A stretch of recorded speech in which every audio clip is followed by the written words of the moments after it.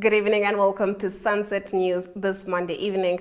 As always, we bring you news, community stories, economics, weather, and sports. I am Glenora Shipura. In the news tonight, Peng Zhao, head of international business of Youku, Chinese version of YouTube of the Alibaba Entertainment Group, explains how the program managed to capture millions of Chinese followers.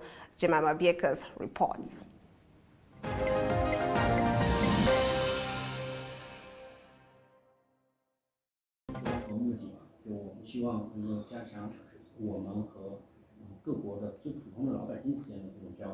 It is exactly because of that, because we want to enhance cooperation at people-to-people's exchange level, and we want to bring more cooperation between ordinary people from different Belt and Road countries. That we decided to make a new documentary. 下面我就请大家看一下，就奉贤帮这个还没有上映，就这周五要播出的节目的一个宣传片。 Now I'm going to show you a short clip of the video, the documentary that hasn't been released yet. So you'll see like this documentary will be released this on Friday. 请放一下。放宣传片。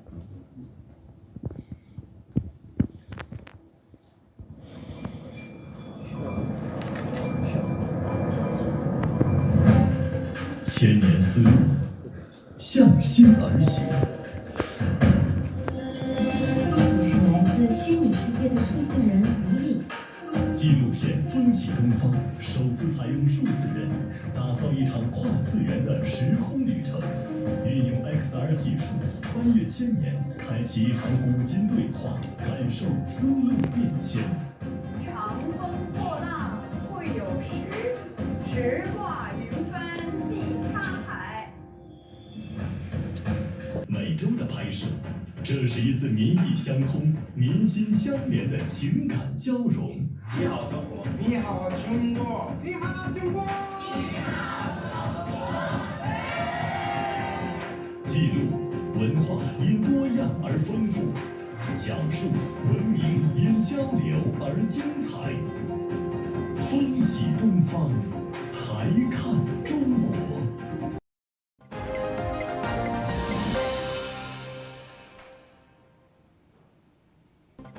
Urban and Rural Development Minister Erastus Utonie has defended the $3,000 million given to the Gibeon Village Council recently, saying it was to keep the account open and not for operational cost.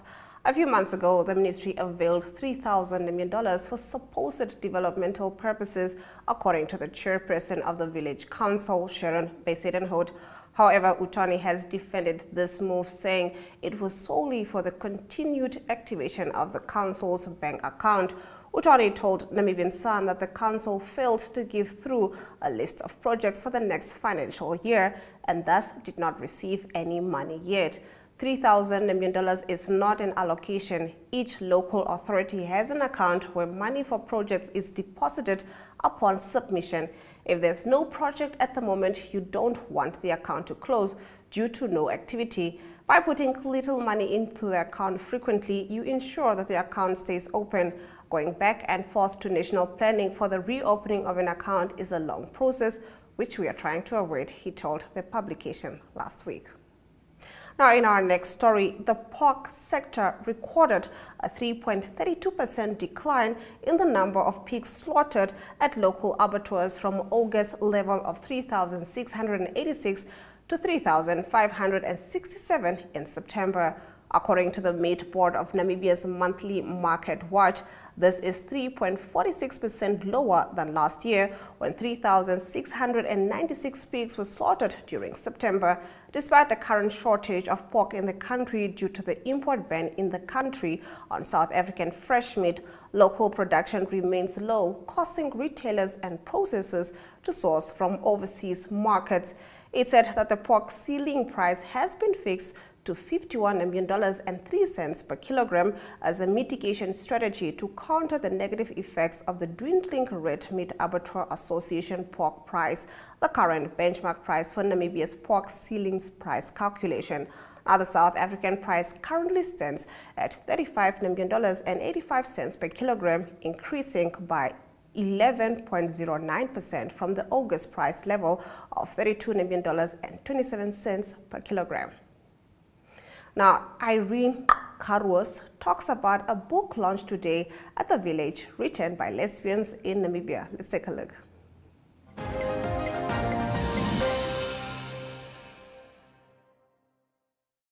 So, my name is Irene Karwas, and I am going to be with few other beautiful lesbians here.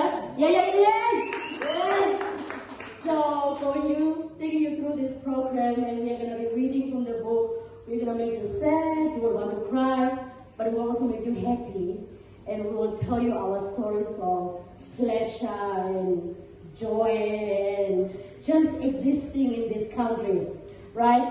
So it is absolutely an amazing time to be alive, as after 4 years of writing this book through a lesbian empowerment program of Women's Leadership Center, who has really, throughout the years, while we are writing, COVID even came, and then COVID went, but we kept on writing because our stories had to be told. That finally came out into this beautiful, beautiful book. Can we please just appreciate this for a moment? Thank you so much. So we held writing workshops throughout Namibia in the 5 regions that our Women's Leadership Center works in, but also in convening spaces like Feminist Lesbian Institute annual event that is organized by Women's Leadership Center, and we've been collecting stories. And if you have a book there, I don't know if you can see, we are going to take you through several chapters. Sometimes we will have themes that we'll write on, but other times it was free writing, and then we had to see where we are going to fit them in. So we had things like, when I first saw her, maybe you're not even sure you are lesbian that time. And then this girl passed, and then you're like, hey, when I first saw her, my heart, So there were amazing, amazing, beautiful poems about when that first happened to us, And then we are also going to write love letters to our lovers, to our parents, to everyone. In our Story of the Day segment, the Namibia Revenue Agency Commissioner explains one of the functions during a costumes workshop. We get into this after this. Neo Paints has established a 67-year Namibian legacy, creating personalized paint solutions that blend quality and innovation for the Namibian people. We pride ourselves in being a 100% Namibian-owned company, investing in our country and our people by employing and empowering true Namibians. With every brushstroke, Neo Paints commits to our quality guarantee and always delivering a coat of excellence. At Neo Paints, we always stay true to our country. We are as Namibian as you.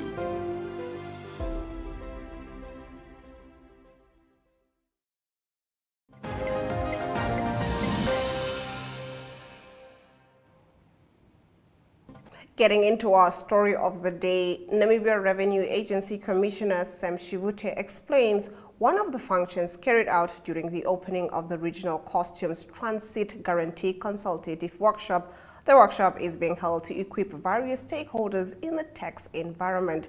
Let's take a look.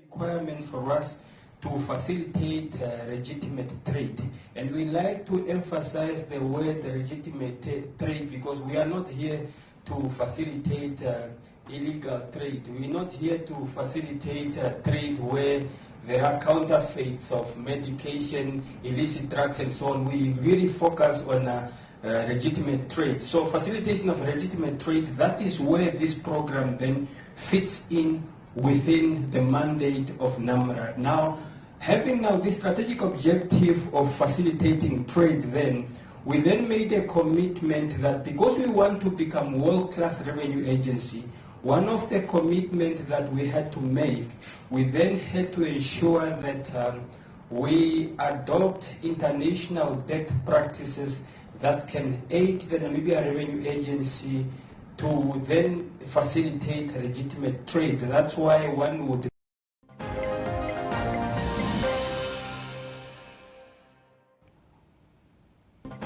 We apologize for the poor sound quality in that video. Moving on to community news, Lieutenant General this morning opened a 3-day workshop. We tackle this story on the other side of this.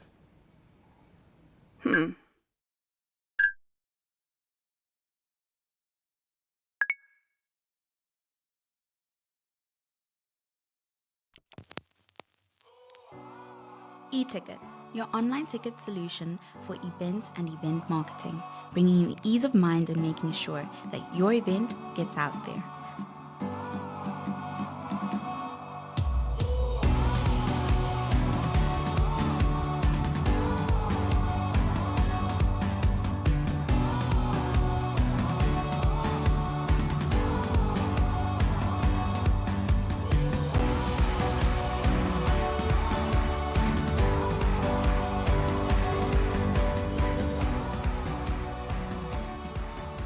For more information, contact events@nmh.com.na.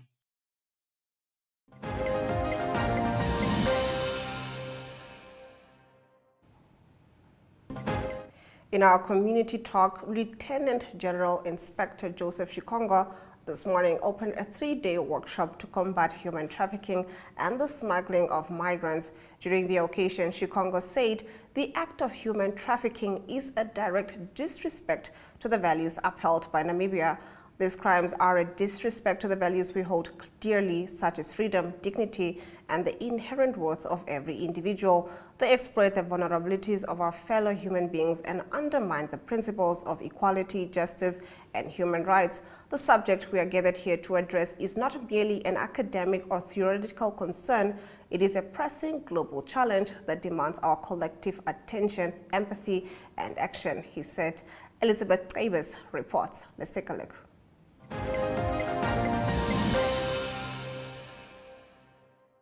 Profound responsibility that I stand before you here today to officiate this important training course on the critical issues of trafficking in persons and the smuggling of migrants. Let me use this opportunity to extend a warm welcome to all our participants, esteemed guests and experts who have joined us for this crucial endeavor. The subject we are gathered here today to address is not merely an academic or theoretical concern. It is a pressing global challenge that demands our collective attention, empathy, and action. Trafficking in persons and smuggling of migrants represent one of the darkest aspects of war today. These crimes are a disrespect to the values and that we hold so dearly, such as freedom, dignity, and the inherent worth of every individual person. They exploit the vulnerable of our fellow human beings, and they undermine the principle of equality, justice, and human rights.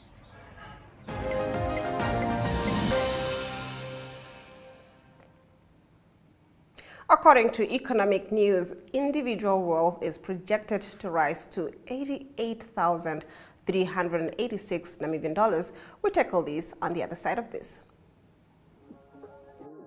We are so excited to be kickstarting your morning with the entertainment. Everything was happening during this past weekend. Yes. Exciting news. Wow, no, she was killing it already. In my opinion, I don't see anything wrong with him serving the full term.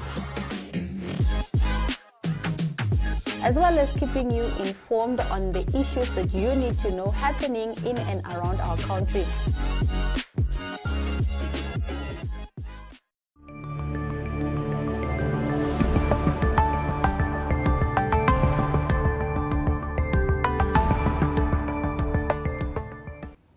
Getting into our economic news, gross domestic product per capita, which measures individual wealth, is projected to increase from $82,288.03 in 2022 to $88,386 million in 2023, according to PSG's economic outlook. Namibia has a population of just over 2.5 million people and is categorized as a stable democratic nation. 2/3 of its population live in rural areas and engage in subsistence farming and livestock production. GDP per capita is projected to average just above $4,100 during 2020 to 2022. As such, the country is classified as an upper middle income country. However, this paints a misleading picture since the distribution of income is highly unequal. Let's take a look at our economic indicators.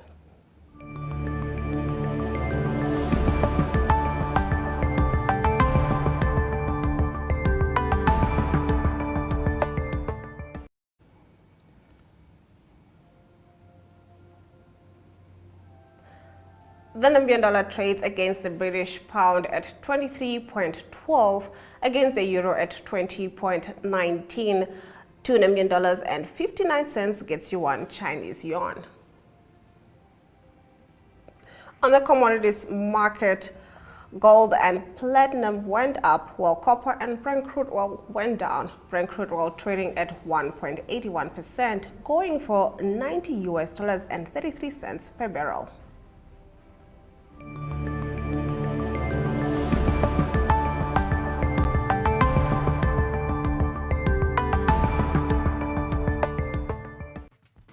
Welcome to My.NA Cars, your ultimate destination for everything automotive.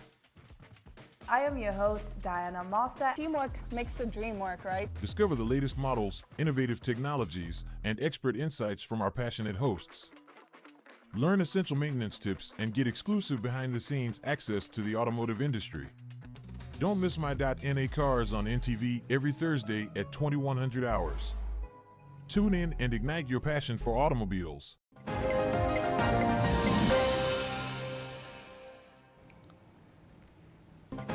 Getting into our international news, the European Union Parliament awarded its annual Sakharov Prize for freedom of thought to Iranian woman Mahsa Amini, who died in police custody last year, and the Women Life Freedom Movement in Iran. It said earlier today. Amini, 22, born in Iran's western province of Kurdistan, died in morality police custody in September last year after being arrested for allegedly floating the Islamic Republic's mandatory dress code. While Amini's family said she had been killed by blows to her head and limbs, the authorities said she had died due to existing medical problems. Her death sparked months of protests that spiraled into some of the worst political turmoil since the 1979 Islamic Revolution. Let's take a look.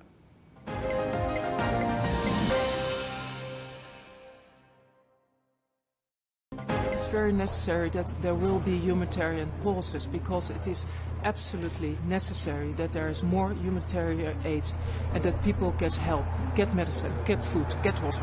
As a person who would be against a ceasefire. A ceasefire means no one gets killed that day. But we have to think about what the goals are. And for Israel, and I think for the Western world, the goal would be to go after Hamas, the terrorist organization which has been terrorizing Israel for very many years.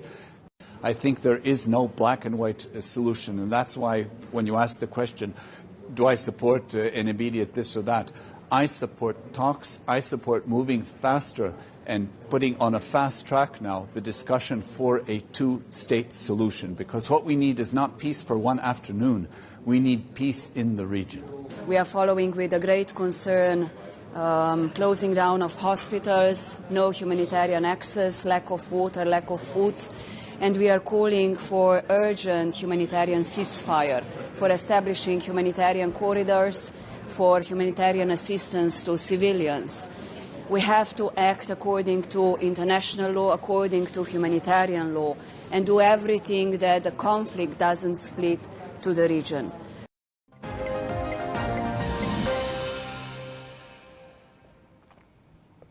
A few Israeli families are refusing to leave their homes near the border with Lebanon as Israel added 14 communities to its evacuation plan in the north of the country, a joint statement by the Defense Ministry and military said yesterday.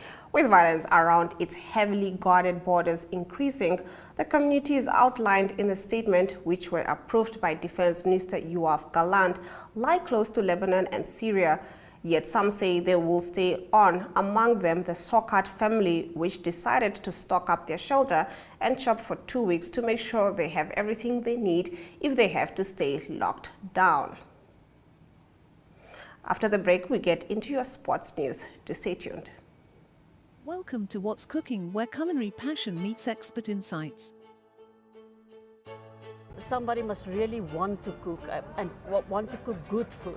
Immerse yourself in the bustling world of professional kitchens as top chefs create mouth-watering dishes.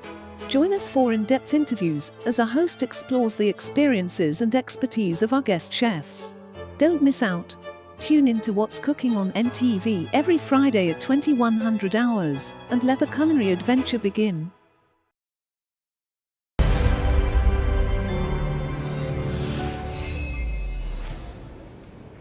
Good evening and welcome to the Sunset News Sports section. This is Jesse Jackson Kauraitha with another update. The 10th edition of the Erongo Power Safe Street Mile Run, which took place in Omaruru, ended successfully. The race was another milestone with 1,402 participants from over Namibia, with David Dam NCS winning the senior men's race in a time of 4 minutes 15 seconds. Reynold Thomas backed second place on 4 minutes 16 seconds, whereas the third place went to Willem Angula. Cyclist Vera Lusa announced at the end of her competitive year over the weekend after participating in the two-person Wines and Wales event in the Western Cape. She made the announcement on her social media account after Stage 1 loser and Mariska held the 5th position. By the end of day 2 on Saturday, the duo had advanced to 4th place in the standings. However, due to an injury sustained by the Namibian, they were forced to withdraw. Namibia's senior women's national side, the Brave Gladiators, will face World Cup debutants Morocco on Thursday in the Olympic qualifier second leg. Coached by Paulus Shipanga, the Namibian have a competitive month playing against Equatorial Guinea, whom they beat in both legs. That brings us to the end of tonight's sports news. Good night. Neopaints has established a 67-year Namibian legacy, creating personalized paint solutions that blend quality and innovation for the Namibian people. We pride ourselves in being a 100% Namibian-owned company, investing in our country and our people by employing and empowering true Namibians. With every brushstroke, Neopaints commits to our quality guarantee and always delivering a coat of excellence. At Neopaints, we always stay true to our country. We are as Namibian as you.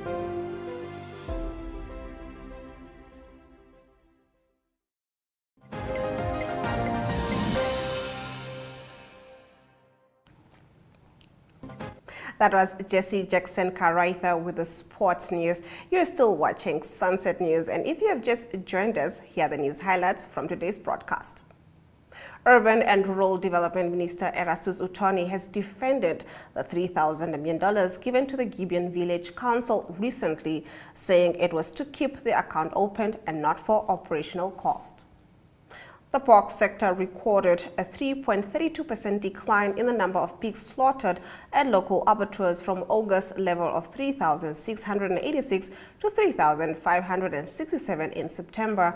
According to the Meat Board of Namibia's monthly market watch, this is 3.46% lower than last year, when 3,696 pigs were slaughtered during September. Namibia's senior women's national side, the Brave Gladiators, will face World Cup debutants Morocco on Thursday in the Olympic qualifiers second leg. And with that, we've come to the end of the broadcast. Make sure you join Sunset News on Facebook, on all the NMH platforms on weekdays, as well as on our website, 1up2.com. Sunset News screens on DSTV channel 285 and GoTV channel 25 every weekday and Sundays from 7:30 p.m. to 8 p.m. I am Glenora Shipura, and this has been Sunset News. Don't end your day without us.